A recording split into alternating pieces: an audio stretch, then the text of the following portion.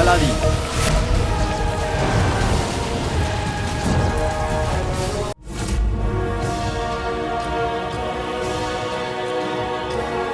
প্রশ্নটা বাগদাদের ভবিষ্যতের, এবার প্রশ্নটা আমার বাবার স্বপ্নের। একটা মেয়ে তার বাবার স্বপ্ন পূরণের জন্য প্রাণ দিতে পারে,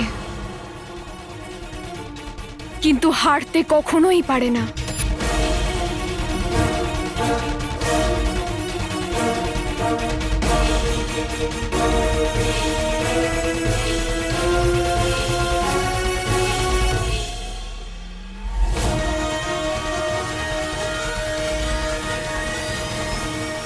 রাজকুমারী তার নিজের সীমা লঙ্ঘন করতে চাইছে না তো?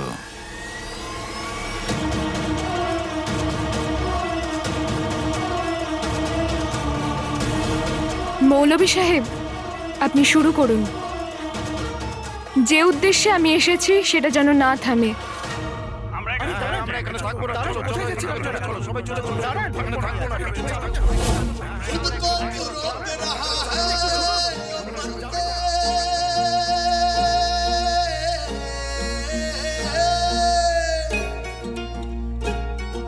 क्या है तेरा जो खो जाएगा,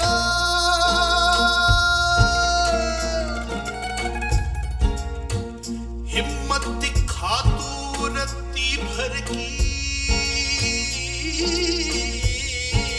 हो, बदले में जी भर के हौसला पाएगा, बदले में जी भर के हौसला पाएगा। सजदाए शुक्रान सजदाए सबरा करता जा, सजदाए शुक्रान सजदाए सबरा करता जा, सजदाए शुक्रान सजदाए सबरा करता जा, सजदाए शुक्रान सजदाए सबरा करता जा।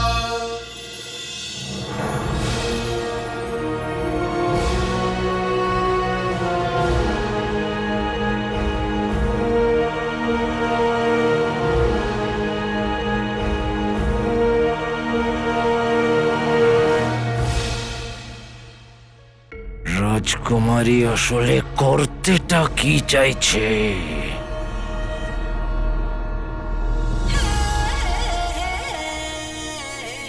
আকা, এই সাহসী মহিলাটা কে? এটাই তো আমার রাজকুমারী ইয়াসমিন। আলাল হাবিবি, এবার আমি করব কি? আরে ভাই সব, তোমরা থেমে গেলে কেন? জীবন কি তোমাদের কাছে প্রিয় নয়? খুব প্রিয়। হ্যাঁ, প্রিয়, কিন্তু রাজকুমারী যদি প্রাসাদের বিলাসিতা ছেড়ে নিজের জীবনের ঝুঁকি নিয়ে আমাদের জন্য আমাদের সঙ্গ দিতে আসে, তাহলে আমরা কেন তাকে সঙ্গ দিতে পারবো না? যে রাজকুমারী তার জনগণের জন্য সীমা লঙ্ঘন করতে পারে, সেই রাজকুমারী তার জনগণের স্বপ্ন কখনো ভাঙতে দেবে না। আমাদের অন্তত একবার রাজকুমারীর কথাটা শোনা উচিত। সব মিথ্যে, সব ভুলভাল। হতে পারে, কিন্তু যদি এটা মিথ্যে আর ভুলভাল না হয় তাহলে? আর যদি রাজকুমার ইয়াসমিনের উদ্দেশ্য সৎ হয় তাহলে? হ্যাঁ, আমাদের সবাইকে রাজকুমারীর কথা শোনা উচিত, শোনা উচিত। হ্যাঁ হ্যাঁ, আমিও তো তাই বলছি, শোনা তো উচিত, শোনা উচিত।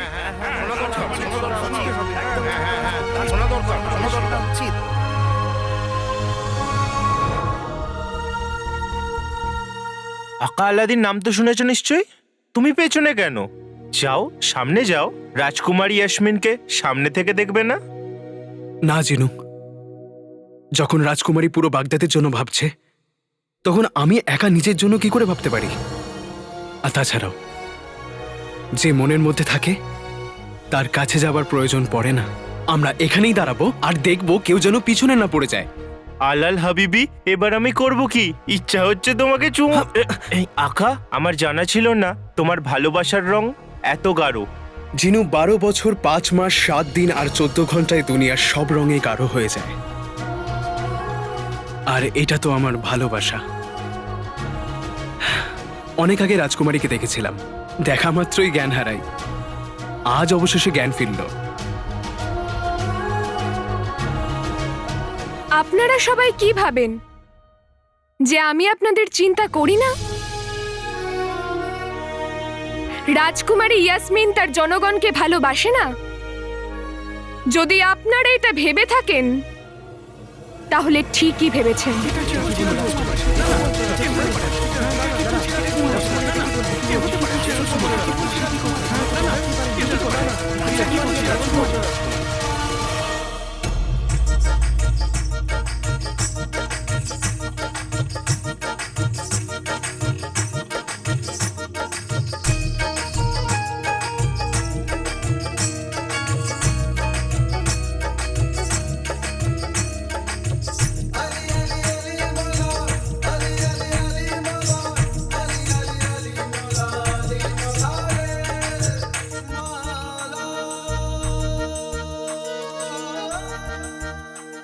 হে আল্লাহ, তুমি আমার জীবনে অন্ধকার এনে দিয়েছ, কিন্তু ছেলের ভালোবাসার কিরণের প্রদীপের আলো জ্বেলে দিয়েছ। আমি তোমার কৃপা প্রার্থী।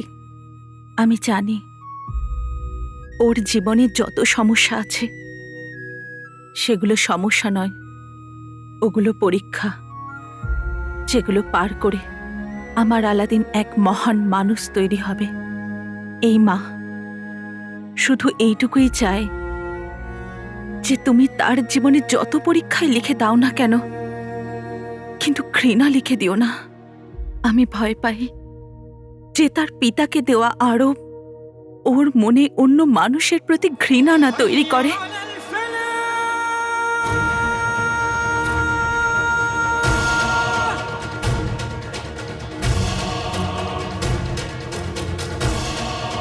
আমার কাছে তোকে ধরার আরেকটা উদ্দেশ্য এসে গেছে, কালো চোর।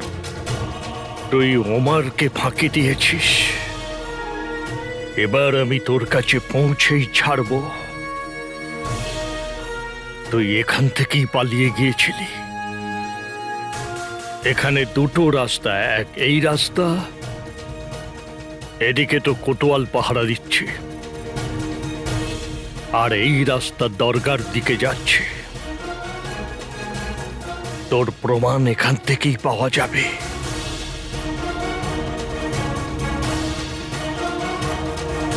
এইভাবেই আমার সন্তানের ওপর তুমি তোমার আশীর্বাদের হাত রেখো। নিজের পিতার উপর লাগা আরোপকে দূর করার জন্য ও এমন একটা পথ বেছে নিয়েছে, ওকে রক্ষা করো।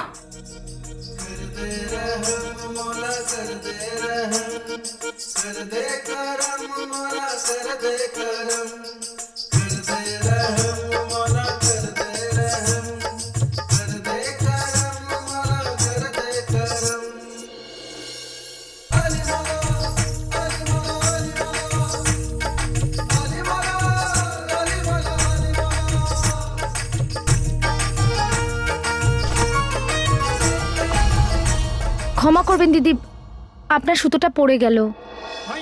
ঠিক আছে।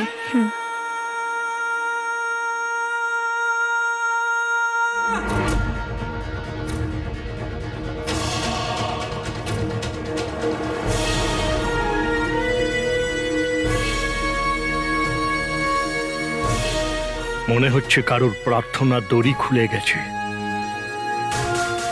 হে আল্লাহ, আমার কাছে তো আর চাওয়ার মতো কিছু বাকি নেই, কিন্তু যার এই দড়ি খুলে গেছে তার সব প্রার্থনা সফল হোক।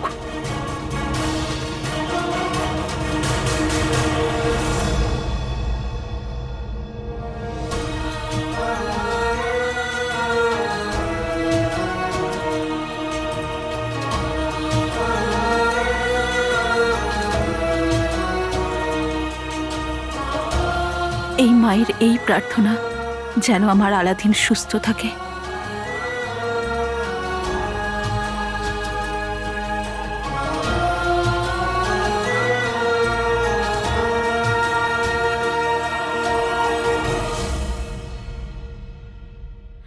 আমি শুধু আপনজনদের কথাই ভাবি।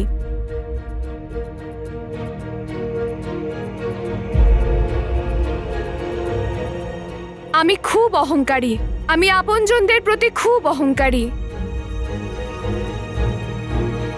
আর আপনারা সবাই আমার আপনজন।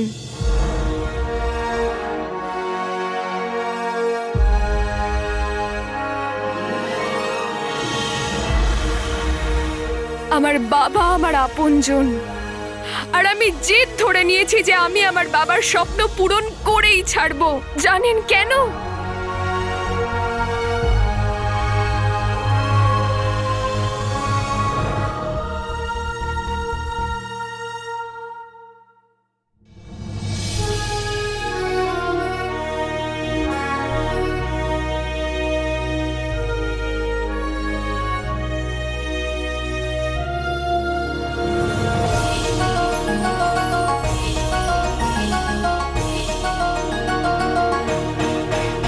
কারণ আমার বাবা এই মাটিটাকে প্রচন্ড পরিমাণে ভালোবাসেন, আর আমার বাবা যেটাকে ভালোবাসেন সেটাকে আমি সম্মান করি। আজ আপনাদের সামনে বাগদাদের রাজকুমারী নয়, বরং আপনাদের মেয়ে, আপনাদের বোন দাঁড়িয়ে আছে। ধন্যবাদ জিনু।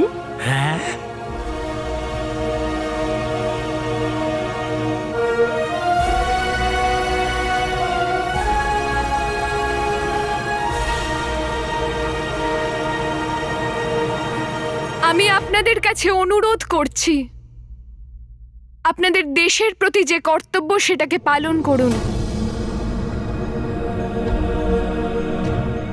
আপনাদের কি মনে হয় যে আমি আপনাদের এই খনিতে একা রেখে প্রাসাদের চার দেওয়ালের মধ্যে শান্তিতে বসে থাকব?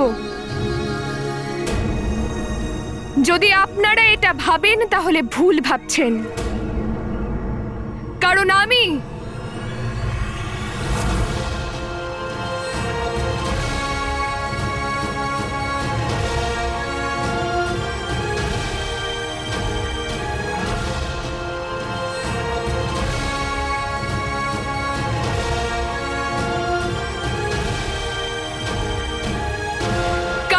প্রত্যেক দিন এখানে আপনাদের সাথে উপস্থিত থাকব।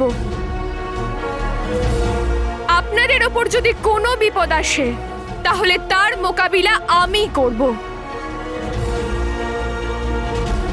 আমি আমার প্রাণের চিন্তা করি না, আমি আপনাদের চিন্তা করি। এ তো মরা বাঁচার কথা বলছে। আচ্ছা মা বাবা, আবার দেখা হবে। আরে গুলু, না হলে আমি তো তেল বার করে দেবো। চুপ কর, তেল বের করে দেবো আমি বোঝাচ্ছি।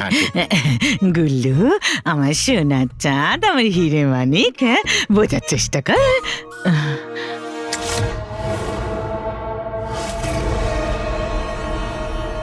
কিন্তু তবুও আমরা আমাদের প্রাণ বিপদে কেন ফেলবো? আমি কারোর ওপর জোর করছি না। যদি আপনারা এখান থেকে যেতে চান তাহলে যেতে পারেন, কিন্তু যদি আপনারা বাগদাদের আর নিজের ভাগ্য বদলাতে চান তাহলে আমি আপনাদের সবাইকে আশ্বস্ত করছি, আপনারা এখানে যে ঘামের প্রতিটা ফোঁটা ফেলছেন তা আপনাদের সমস্যার সমাধান করবে। এই তেলের খনি বাগদাদ থেকে চিরকালের মতো দারিদ্রতা দূর করে দেবে। আপনাদের বাড়ির সব সমস্যা, সব দুশ্চিন্তা চিরকালের মতো দূর হয়ে যাবে। সিদ্ধান্ত এবার আপনাদের হাতে। আপনারা আপনাদের ভাগ্য বদলাতে চান কিনা?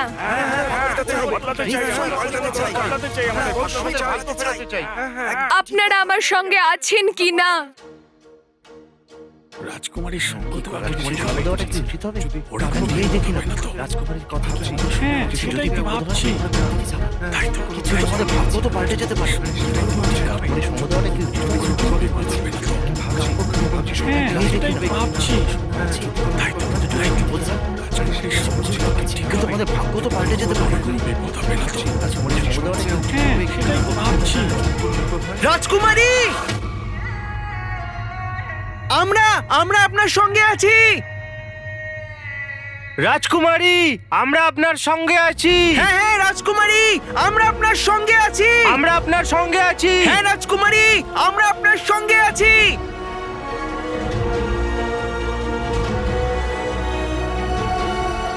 আমি খুবই ভাগ্যবতী যে আমি একা নই।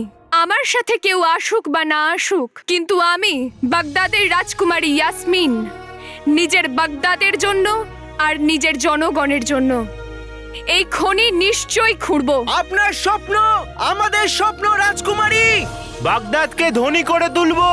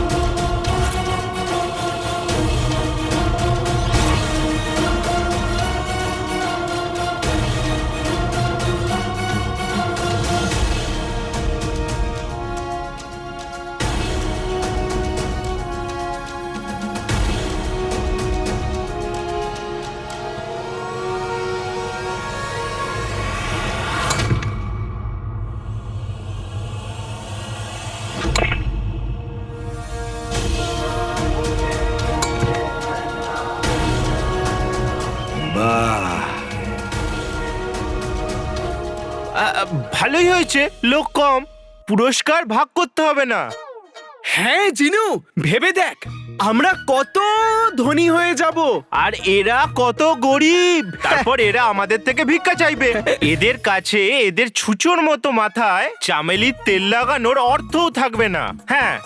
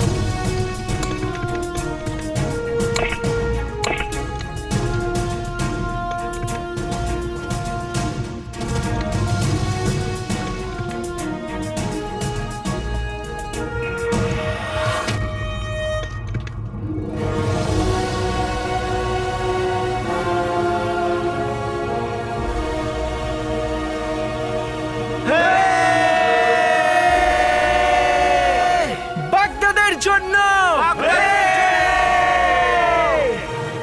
আমি বিশ্বাস করতে পারছি না যে বাগদাদে তেলের খনির কাজ শুরু হয়ে গেছে। বাবা বাবা, আরে আরে আরে আরে কি করছো? আরে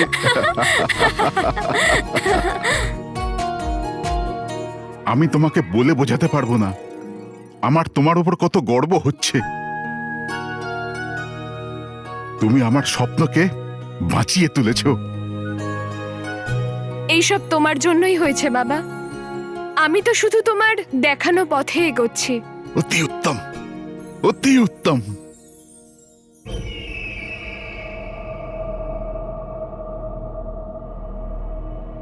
আমি জানি তুমি কি ভাবছো আজিরা আলা।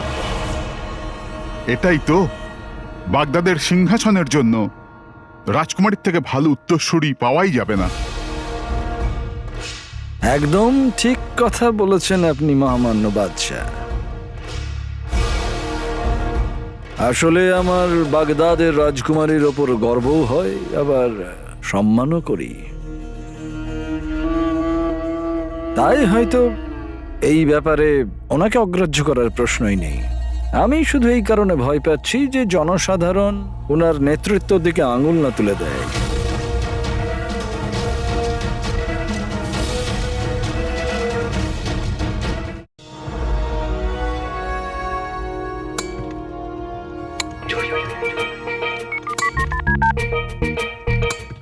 আকা, এই রাজকুমারী ইয়াসমিন, উনি মানুষের মধ্যে কি সাহস জুগিয়েছেন।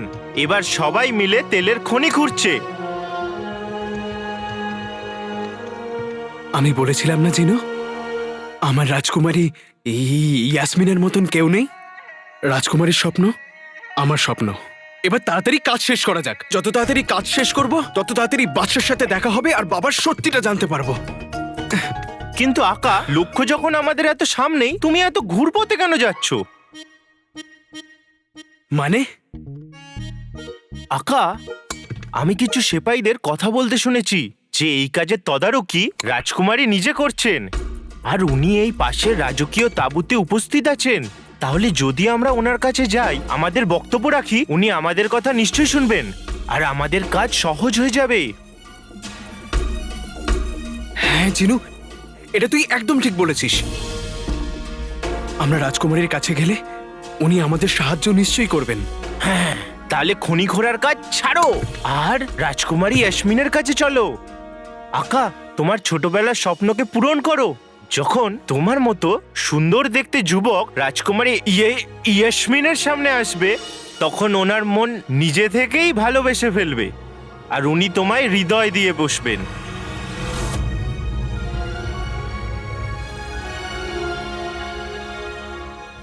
আর এখানে কোনো দুর্ঘটনা হবে না, কারণ এই স্বপ্নটা এখন শুধু আমার বাবার নয়, বরং পুরো বাগদাদের জনগণের।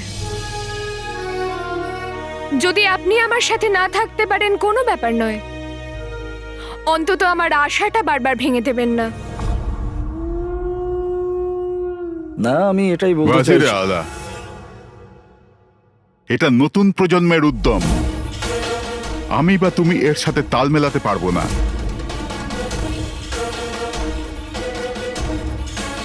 বাগদাদের ভবিষ্যতের সুলতানা নিজের সিদ্ধান্ত নিয়েই নিয়েছে। তোমাদের দুজন বাপ বেটিকে শিক্ষা আমাকে দিতেই হবে। এমন আঘাত করব যেই উৎসাহের সঙ্গে তোমাদের নাম নিশান মিটে যাবে।